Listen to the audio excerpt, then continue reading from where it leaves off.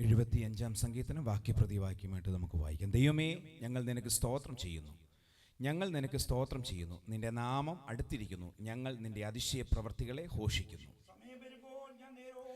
ഭൂമിയും അതിലെ സകല നിവാസികളും ഒരുങ്ങിപ്പോകുമ്പോൾ ഞാൻ അതിൻ്റെ തൂണുകളെ ഉറപ്പിക്കുന്നു. നിങ്ങളുടെ കൊമ്പ് മേലോട്ട് ഉയർത്തരുത്, ശാഠ്യത്തോടെ സംസാരിക്കുകയും അരുത്. ദൈവം ന്യായാധിപതിയാകുന്നു, അവൻ ഒരുത്തനെ താഴ്ത്തുകയും മറ്റൊരുത്തനെ ഉയർത്തുകയും ചെയ്യുന്നു.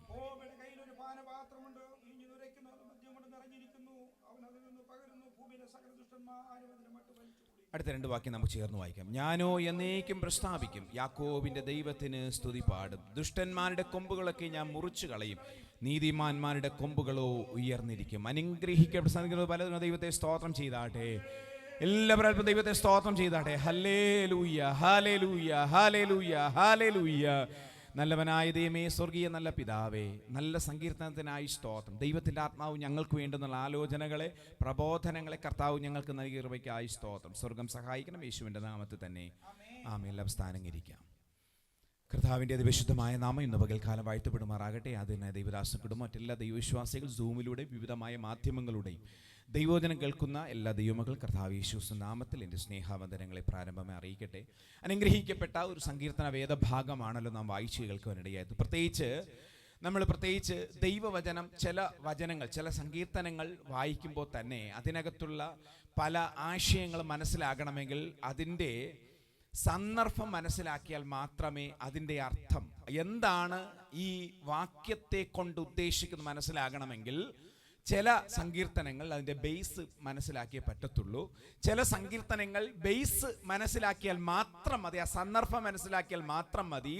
ബാക്കി ദൈവവചനം വായിക്കുമ്പോൾ അതിലൂടെ പരിശുദ്ധാത്മ വ്യക്തമായി സംസാരിക്കും. അങ്ങനെയുള്ള സങ്കീർത്തനമാണ് 75 സങ്കീർത്തനം. 75 സങ്കീർത്തനത്തിൻ്റെ സന്ദർഭം എന്ന് പറയും, നമുക്കറിയാം, ഇവിടെ നശിപ്പിക്കരുത് എന്ന രാഗത്തിൽ ആസാബിന്റെ ഒരു സങ്കീർത്തനമാണ്. ആസാബ് എന്ന് പറയുന്നത് ഒരു പ്രവാചകനുമാണ്, നല്ല ഒരു സംഗീത പ്രമാണിയുമാണ്. അങ്ങനെയുള്ള ഒരു ഹല്ലേലൂയ സ്തോത്രം ആസാബ്, ഹല്ലേലൂയ സ്തോത്രം, ഇതേതു സാഹചര്യത്തിൽ, ഇതേതിനെ കണ്ടുകൊണ്ടാണ് ആത്മാവിൽ കാണുന്നു എന്ന് പറഞ്ഞു കഴിഞ്ഞാൽ നമുക്കൊരു പഴയ നിയമത്തിലേക്ക് നമ്മൾ അതിൻ്റെതായ ചില പ്രത്യേകമായ രാജാക്കന്മാരുടെ പുസ്തകത്തിൽ വന്നാൽ മാത്രമേ ഇതിൻ്റെ സന്ദർഭം മനസ്സിലാകാൻ പറ്റത്തുള്ളൂ. ആ സന്ദർഭം മനസ്സിലാക്കിയാലേ നമുക്കിതിൻ്റെ അർത്ഥം നമുക്ക് മനസ്സിലാകാൻ പറ്റത്തുള്ളൂ. നമുക്കറിയാം, ഇസ്രായേൽ രാജ്യത്തിൻ്റെ ആദ്യത്തെ രാജാവായിരുന്നു, കുഞ്ഞുങ്ങൾ പറഞ്ഞേ, ആദ്യത്തെ രാജാവായിരുന്നു ശൗൽ രാജാവായിരുന്നു. ദൈവം താൽ അപ്പോയിന്റ്മെന്റ് ചെയ്തതായ രാജാവായിരുന്നു ശൗൽ. അതിനുശേഷം ആരാണ്?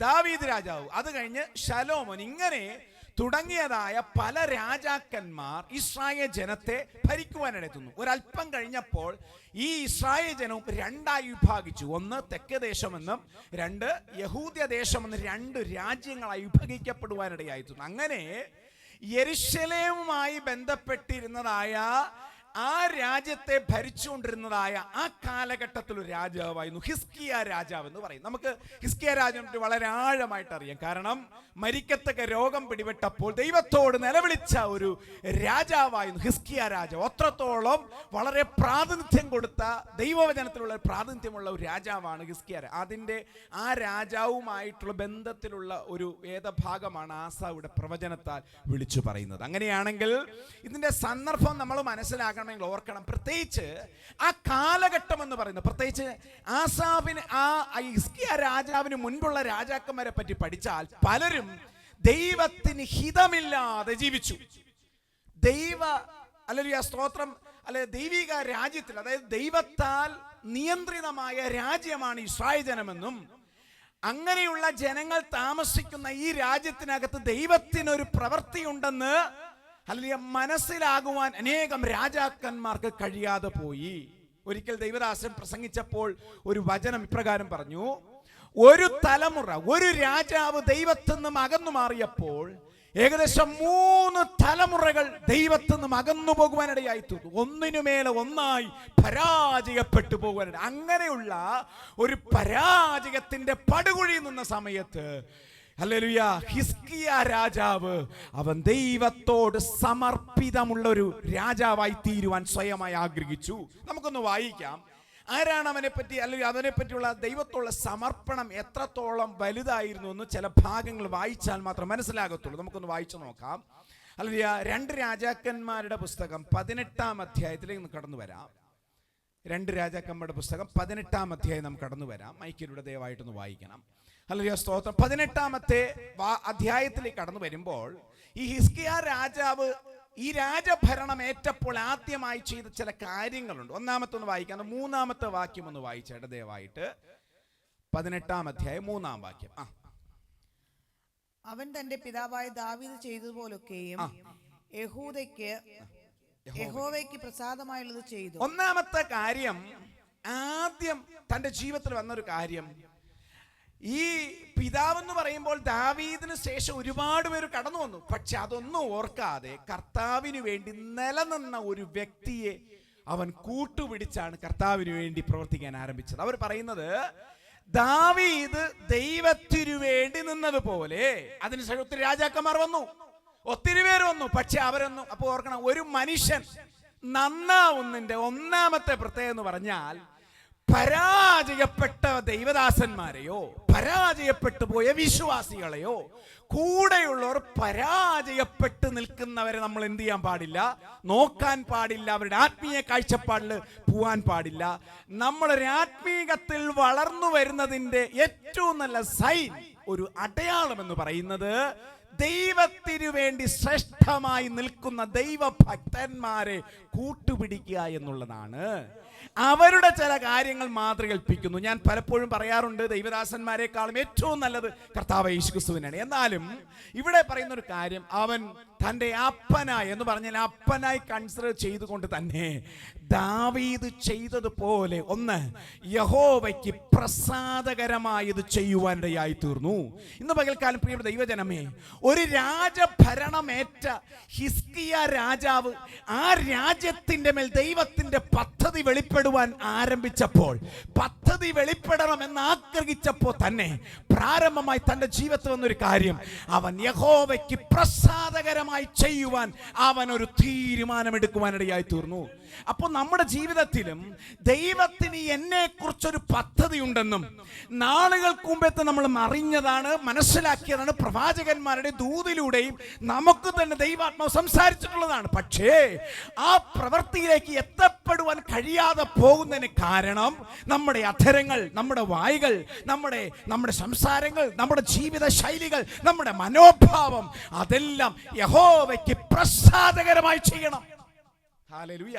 റോമാലേഖനം വായിക്കേണ്ട. റോമാലേഖനത്തിൽ പറയുമ്പോൾ 12-ാം അധ്യായം 1-ാം വാക്യത്തിൽ പറയുന്നു, സഹോദരന്മാരെ, ഞാൻ ദൈവത്തിന്റെ മനസ്സോടെ നിങ്ങൾ ബുദ്ധിയുള്ള ആരാധനയായി നിങ്ങളുടെ ശരീരങ്ങൾ ജീവനും വിശുദ്ധിയും നന്മയും പൂർണ്ണ പ്രസാദമുള്ള യാഗമായി എന്ത് ചെയ്യണം, സമർപ്പിക്കണം. ഇതാണ് ദൈവത്തിന് പ്രസാദമുള്ള ആരാധന എന്ന് പറയുന്നത്. അങ്ങനെയാണെങ്കിൽ ഓർക്കണം, ഇവിടെ ഹിസ്കിയ രാജ ഒന്നാമതായി ചെയ്ത കാര്യം, യഹോവയ്ക്ക് പ്രസാദകരമായി ചെയ്യുവാൻ അവരൊരു തീരുമാനമെടുത്തു. ഇന്ന് പകൽക്കാലം ദൈവവചനം കേൾക്കുന്ന ദൈവജനമേ, കർത്താവിന് താങ്കളെ കുറിച്ചുള്ളൊരു പദ്ധതി, ഹല്ലേലൂയ, സ്തുതിക്കുന്നവരാണ്, ദൈവത്തെ മഹത്വപ്പെടുത്തുന്നവരാണ്, ദൈവത്തെ സ്തുതിക്കുന്നവരാണ്, പ്രാർത്ഥിക്കുന്നവരാണ്, ആരാധന കൃത്യമായി പോകുന്നവരാണ്, പല കാര്യങ്ങൾ ചെയ്യുന്നതിനോടൊപ്പം ദൈവാത്മാവ് ആഗ്രഹിക്കുന്നത് ഞാൻ ചെയ്യുന്ന ഓരോ പ്രവൃത്തികളും ദൈവത്തിന് പ്രസാദകരമാണോ എന്നുള്ള ചിന്തയോടുകൂടി ആയിരിക്കണം അടുത്തൊരു സ്റ്റെപ്പ് എടുത്തു വെക്കേണ്ടത്. ദൈവാത്മാവിൽ എത്ര പേർ ആഗ്രഹിക്കും, കർത്താവേ, ഞാൻ എടുത്തു വയ്ക്കുന്ന ഓരോ സ്റ്റെപ്പുകളും, അത് ആത്മീകമായിക്കൊള്ളട്ടെ ഭൗതികമായിക്കൊള്ളട്ടെ, ഞാൻ സംസാരിക്കുന്ന ഓരോ പദങ്ങളും ദൈവത്തിന് പ്രസാദമില്ലാത്തതാണെങ്കിൽ കർത്താവേ, എന്നിൽ നിന്നും അവോയ്ഡ് ചെയ്തു പോകണമേ, അത് മാറിപ്പോകണം. എത്ര പേർക്ക് ആഗ്രഹമുണ്ട്?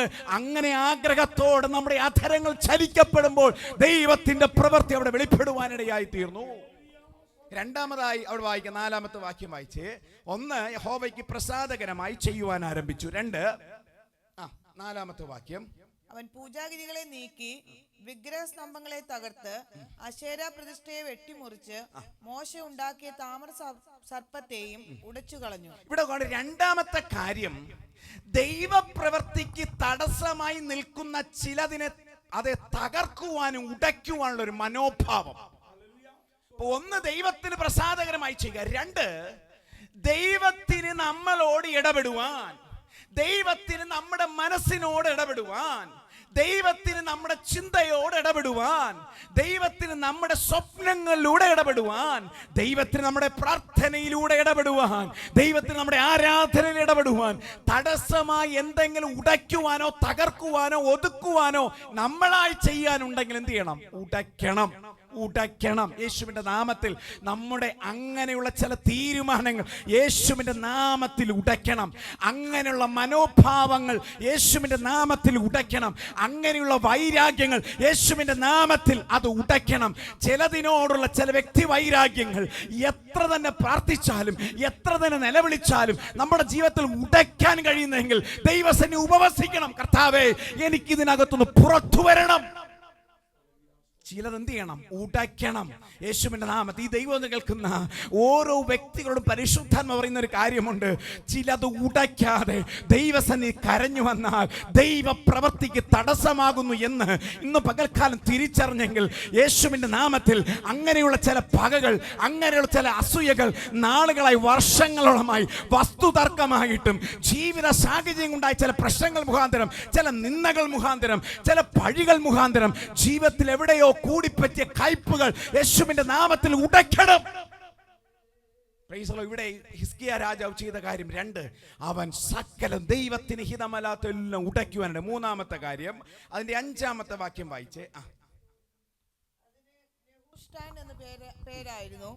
അവൻ ഇസ്രായേലിന്റെ ദൈവമായ യഹോവയിൽ ആശ്രയിച്ചു. 3-ാമത്തെ കാര്യം, അവൻ ഇസ്രായേൽ ദൈവമായ യഹോവയിൽ ആശ്രയിക്കുവാനിടയായി തീർന്നു. ആശ്രയം ദൈവത്തിൽ വയ്ക്കുവാനിടയായി തീർന്നു. അതിന്റെ 6-ാമത്തെ വാക്യം വായിച്ചേ.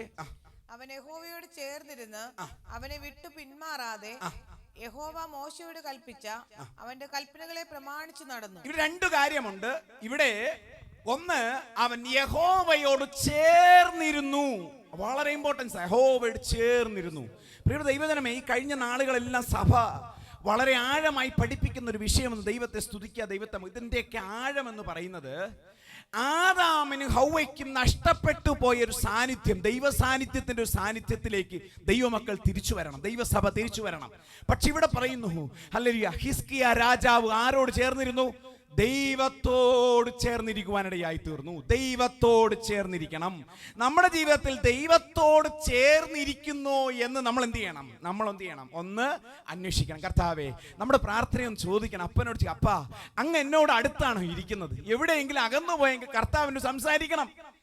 ദൈവത്തോട് നിലവിളിക്കണം. ഞാൻ ദൈവത്തോട് പറഞ്ഞിട്ട്, കർത്താവ് എന്നോട് സംസാരിക്കണം. കർത്താവ് പല വട്ടങ്ങളായി പല രീതിയിൽ സംസാരിച്ചിട്ടുണ്ട്. ഞാൻ പറയുന്നു, നാം ദൈവസന്നിധി ചേർന്നിരിക്കണം. ഞാൻ അപ്പൻ്റെ അടുത്താണോ എന്നുള്ള ബോധ്യം എന്ത് ചെയ്യണം?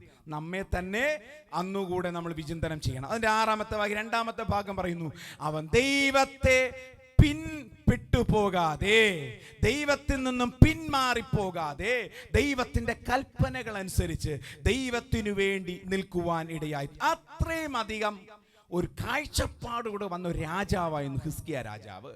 അങ്ങനെ ഹിസ്കിയ രാജാവ് നല്ല രീതിയിൽ ഭരണം മുമ്പോട്ട് പോയിക്കൊണ്ടിരിക്കുമ്പോൾ ഒരിക്കൽ, ഹല്ലേലൂയ, സ്തോത്രം, ഹല്ലേലൂയ, ആ കാലഘട്ടത്തിൽ അശൂർ രാജാവായ സൽഹരീബ് എന്ന് പറയുന്ന ഒരു രാജാവ്, അശൂർ രാജ്യത്തിലെ രാജാവായ സൽഹരീബ് എന്ന രാജാവ് ഈ ഹിസ്കിയാവ് ഭരിച്ചുന്ന രാജ്യത്തിന് എതിരായി പടജനവുമായി കയറി വരുവാനിടയായി തീർന്നു.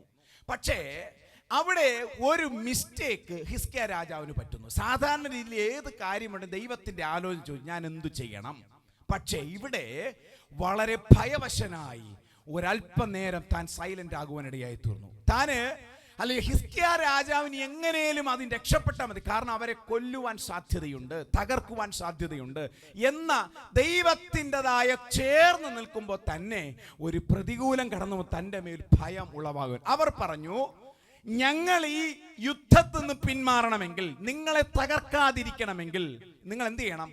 300 ഹല്ലേലൂയ, സ്തോത്രം, താലന്ത് വെള്ളിയും 30 താലന്ത്, ഹല്ലേലൂയ, സ്തോത്രം, 30 പൊൻ താലന്തും അവർക്ക് കൊടുക്കണമെന്ന് ആര് പറഞ്ഞു? ഈ ഹല്ലേലൂയ, സ്തോത്രം, അശൂർ രാജാവ് അവരോട് പറയുവാനിടയായിരുന്നു. ഇത് കേട്ടപ്പോൾ ഇതുവരെയുള്ള ദൈവത്തോടുള്ള സമർപ്പണമെല്ലാം അല്പനേരം നഷ്ടപ്പെട്ടിട്ട് അല്പം ഭയവശനായി തീരുവാനിടയായിരുന്നു. സാഹചര്യങ്ങൾ ഉണ്ടാകുന്ന സമ്മർദ്ദ മുഖാന്തരം താൻ എന്തു ചെയ്യണമെന്നറിയാതെ താൻ അത് ചെയ്യുവാൻ ആരംഭിച്ചു. ദൈവത്തോട് ആലോചന ചോദിക്കാതെ താൻ അത് ചെയ്യുവാൻ ആരംഭിച്ചു. അപ്പോൾ തന്നെ താൻ നോക്കിയപ്പോൾ അത്രയും അധികം ധനശേഖരണം തൻ്റെ രാജധാനിലില്ല. പക്ഷേ ആ രാജധാനിയിൽ ഇല്ലാത്തപ്പോൾ തന്നെ താൻ ചെയ്തൊരു പ്രവൃത്തിയുണ്ട്. നമുക്കൊന്ന് വായിച്ചു നോക്കാം. വളരെ അല്ലെങ്കിൽ ദൈവത്തിന് ഹിതമില്ലാത്ത ഒരു കാര്യം താൻ ചെയ്യുന്നുണ്ട്. 18-ാമത്തെയും 15-ാം വാക്യത്തിൽ വായിച്ചേ. ഹിസ്കിയാവ് യഹോവയുടെ ആലയത്തിലും രാജധാനിയിലെ ഭണ്ഡാരത്തിലും കണ്ട വെള്ളിയൊക്കെയും എടുത്തു. അടുത്ത വാക്യം കൂടെ. ആ കാലത്ത് യഹൂദ രാജാവായ ഹിസ്കിയാവ് യഹോവയുടെ മന്ദിരത്തിന്റെ വാതിലുകളിലും കട്ടളകളിലും താൻ പൊതിഞ്ഞിരുന്ന പൊന്നും പറിച്ചെടുത്ത് അശ്ശൂർ രാജാവിന് കൊടുത്തയച്ചു. ശ്രദ്ധയോടെ കേൾക്കണം. ഇവിടെ പറ്റിയൊരു അബദ്ധം. സ്വന്തമായി രാജ്യത്തിന്റെ ഫണ്ടിൽ ഉണ്ടായിരുന്ന പൈസ എടുത്ത് അത് ചെയ്തെങ്കിൽ ഒരുപക്ഷെ ദൈവത്തിന് അത് പ്രസാദമല്ലാതിരുന്ന, അല്ലെങ്കിൽ ദൈവം ഒരുപക്ഷെ വിട്ടുപോയനെ. പക്ഷെ ഇവിടെ ഒരു കാര്യം ഓർക്കണം. ഇവിടെയും അവിടെ ഭയവശനായി വന്ന് തന്റെ ഭണ്ഡാരത്തിലുള്ളതിനേക്കാളും അവർ ചോദിച്ചത് കൊണ്ട് എന്ത് ചെയ്തു? അവർ ചെയ്തത് ആലയത്തിലുള്ള ഭണ്ഡാരത്തിൽ നിന്നും, ആലയത്തിൽ അല്ലെങ്കിൽ അതിന്റെ വാതിലുകളിൽ ദൈവത്തിന്റെ വാഗ്ദത്ത പ്രകാരം, ദൈവത്തിന്റെ കൽപ്പന പ്രകാരം ഏത് രീതിയിൽ പണിയണമെന്ന് പറഞ്ഞ് ദൈവം പറഞ്ഞു വച്ച ആ പ്രവൃത്തിയുടെ പണിയായ ആ സ്വർണം എന്ത് ചെയ്തു? അതിൽ നിന്നും എടുത്ത് ഇവർക്കത് കൊടുക്കുവാനിടയായി തീർന്നു. അവിടെ ദൈവത്തിന്റെ ആലോചന ചോദിച്ചില്ല. ഹല്ലേലൂയ. ഇത്രയും അധികം ദൈവത്തോട് ചേർന്നൊരു മനുഷ്യൻ ചില സാഹചര്യം നിരാശയിലേക്ക് കടന്നു വരുന്നു. അപ്പോൾ താൻ വിചാരിച്ചു രക്ഷപ്പെട്ടു എന്ന് വിചാരിച്ചു കൊണ്ടിരിക്കുമ്പോൾ അവർക്ക് മനസ്സിലായി ഇവരുടെ കയ്യിൽ കാശുണ്ട്, ഇവരുടെ കയ്യിൽ സ്വർണമുണ്ട്. അതുകൊണ്ട് എന്ത് ചെയ്തു? പിന്നെയും താൻ ബാർഗെയിൻ ചെയ്തു. ഇനിയും ഞങ്ങൾക്ക് എന്ത് ചെയ്യണം? ഇനിയും വേണം. തനിക്ക് മനസ്സിലായി തന്റെ രാജ്യം നഷ്ടപ്പെട്ടു. കാരണം സകല ഭണ്ഡാരവും തീർന്നു, ഭണ്ഡാരത്തിലെ സകല ശേഷിയും തീർന്നു, രാജ്യത്തിന്റെ സകലതും തീർന്നു. ഹല്ലേലൂയ. യെരൂശലേം ദേവാലയത്തിൽ ഉണ്ടായിരുന്ന വാതിലുകൾ പതിച്ചിരുന്ന സ്വർണം ഉൾപ്പെടെ അല്ലെങ്കിൽ അശ്ശൂർ രാജ്യത്തിലേക്ക് പോകുവാനിടയായി തീർന്നു. ദൈവത്തിന്റെ ആലയത്തിന്റെ കാര്യം ഇസ്രായേൽ ജനത്തിന്റെ ഇടയിൽ നിൽക്കേണ്ടത് ഇപ്പോൾ നിൽക്കുന്ന ശത്രുവിന്റെ പാളയത്തിനകത്താണ്. Price the Lord. അപ്പോൾ മനസ്സിലായി ഇനി എനിക്ക് രക്ഷയില്ല. ഈ ഒരു സാഹചര്യം വന്നപ്പോൾ അവൻ ദൈവത്തോട് നിലവിളിക്കാൻ ആരംഭിച്ചു. അത് മാത്രമല്ല, യെശയ്യാ പ്രവാചകനോട് താൻ ഒരു കത്ത് എഴുതുവാനിടയായി തീർന്നു. എന്താണ് ഞാൻ ഇതിൽ ചെയ്യേണ്ടത്? ദൈവത്തിന്റെ ആലോചന ചോദിക്കുവാനിടയായി തീർന്നു. ശ്രദ്ധയോടെ കേൾക്കണം.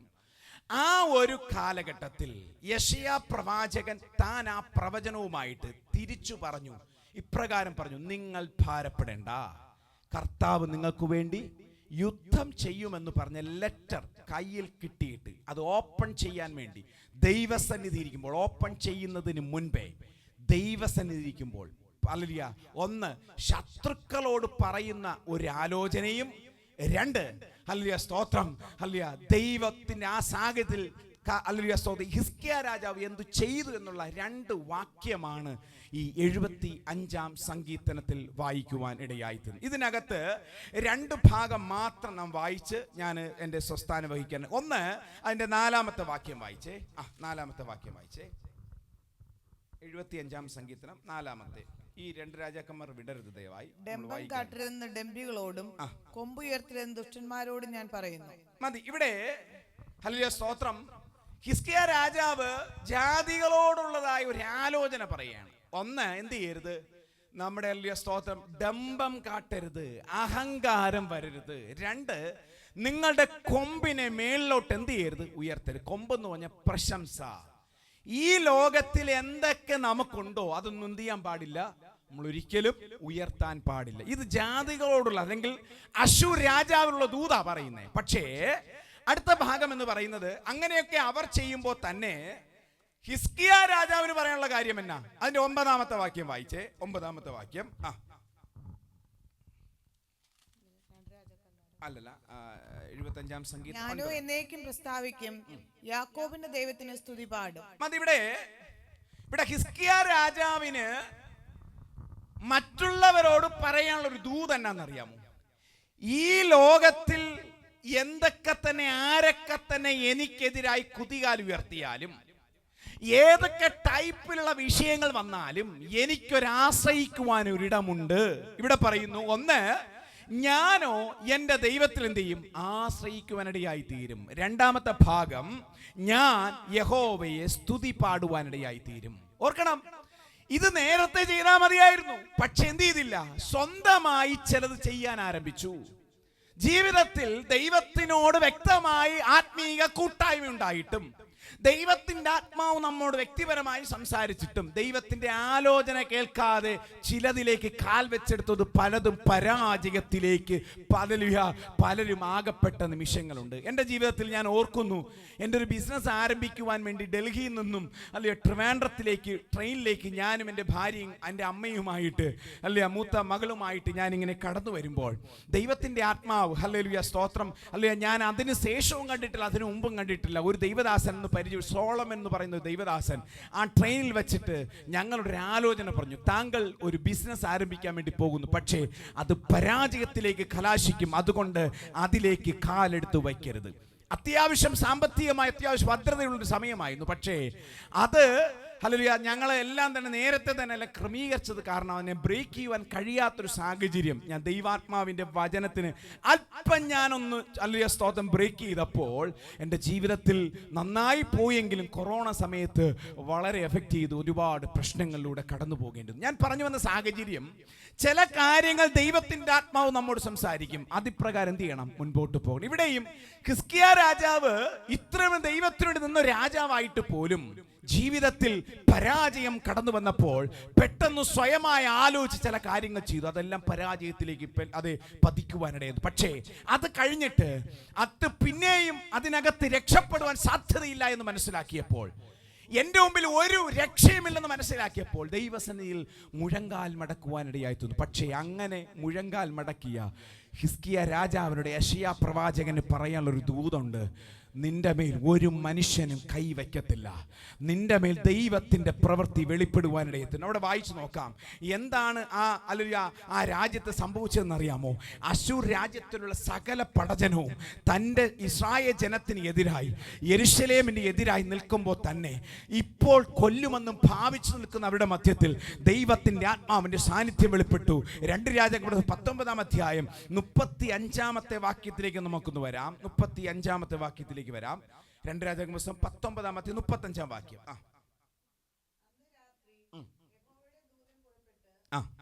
പാളയത്തിൽ 1,85,000 പേരെ കൊന്നു.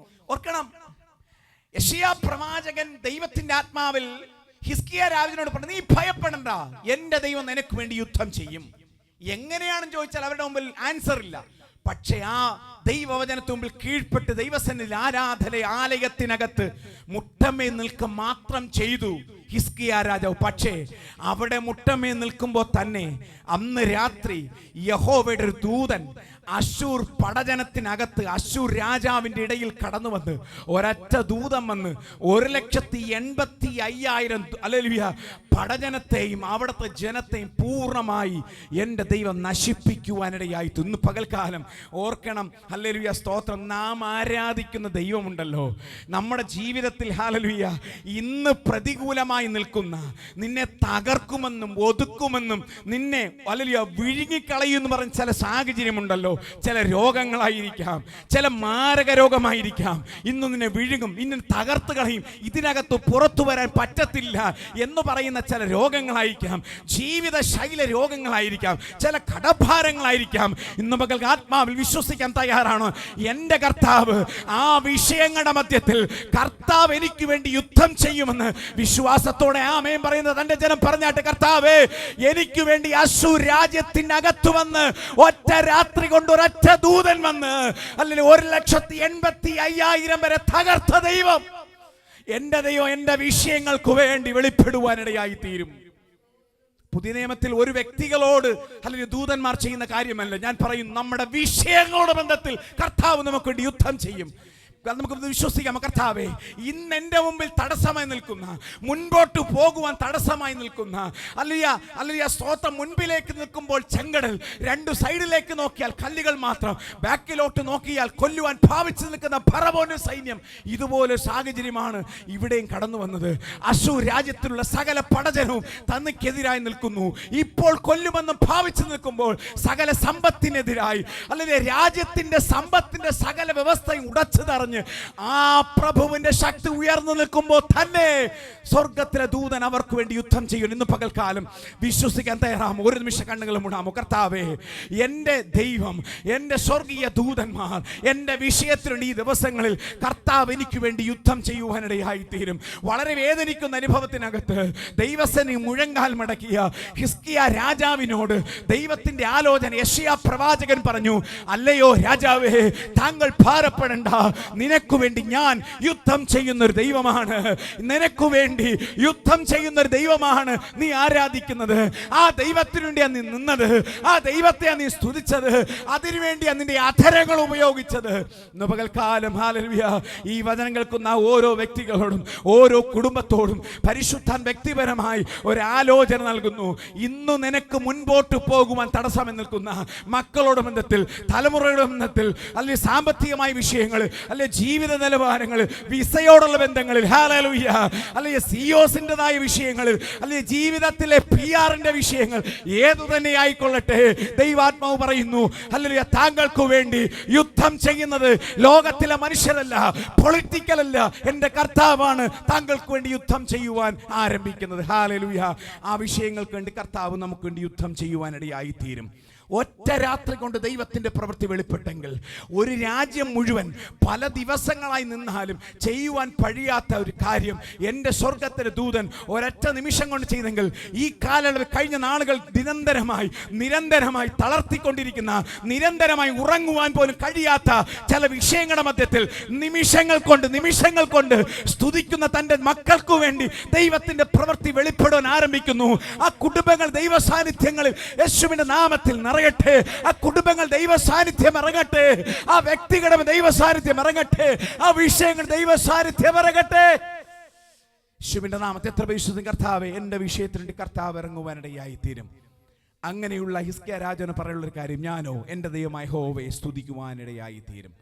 നാം സ്തുതിക്കുക മാത്രം ചെയ്യുക. കർത്താവ് നമുക്ക് വേണ്ടി യുദ്ധം ചെയ്യുന്നിടയിൽ നല്ലവനായ ദൈവമേ, സ്വർഗീയ നല്ല പിതാവേ, അനുഗ്രഹിക്കപ്പെട്ട നല്ല നിമിഷത്തിനായി സ്തോത്രം. അല്പനേരം ഈ ദൈവത്തിന് പ്രബോധിപ്പിച്ചോ കർത്താവെ, ഞങ്ങൾക്ക് വേണ്ടതുള്ള ആലോചന അല്പം മാത്രം ഞങ്ങൾ കേൾക്കുവാനിടയായി തീർന്നു. കർത്താവെ, ഞങ്ങളോട് സംസാരിക്കണം. കർത്താവ് ഞങ്ങൾക്ക് വേണ്ടി യുദ്ധം ചെയ്യുന്ന ദൈവമാണ്. കർത്താവെ, ഞങ്ങളുടെ ശരീരത്തോട് വെല്ലുവിളിക്കുന്ന, ഞങ്ങളുടെ ആത്മാവിനോട് വെല്ലുവിളിക്കുന്ന, ഞങ്ങളുടെ ജീവിത സാഹചര്യങ്ങൾ വെല്ലുവിളിക്കുന്ന, ഞങ്ങളുടെ ജോലിയോട് വെല്ലുവിളിക്കുന്ന, അല്ലെങ്കിൽ ഞങ്ങളുടെ നിലനിൽപ്പിനെ ബാധിക്കുന്ന വെല്ലുവിളികൾ യേശുവിൻ്റെ നാമത്തിൽ കർത്താവ് ഞങ്ങൾക്ക് വേണ്ടി യുദ്ധം ചെയ്തുവെന്ന്, അല്ലെങ്കിൽ അതിനാളുകൾക്ക് വിദൂരമല്ലാതെ കർത്താവ് ഞങ്ങൾക്ക് വേണ്ടി വലിയ പ്രവർത്തികൾ ചെയ്തു കേട്ട കൃപയ്ക്കായി സ്തോത്രം. സ്വർഗ്ഗം സഹായിക്കണം, യേശുവിൻ്റെ നാമത്തിൽ തന്നെ.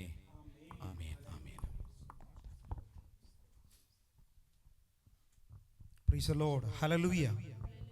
അനുഗ്രഹിക്കപ്പെട്ട സങ്കീർത്തനം ശ്രവിച്ചുകൊണ്ടിരിപ്പാൻ കർത്താവ് നമ്മെ സഹായിച്ചതിനാൽ ഒരിക്കൽ കൂടി കരങ്ങളെ ഉയർത്തി ദൈവത്തെ ഒന്ന് മഹത്വപ്പെടുത്താം. ഹല്ലേലൂയ. കുഞ്ഞുങ്ങൾ മുന്നോട്ട് വന്ന് നിങ്ങളുടെ വാക്യങ്ങൾ പറയാം. അതിനുശേഷം മുതിർന്നവർക്ക് സാക്ഷ്യത്തിനുള്ള സമയം.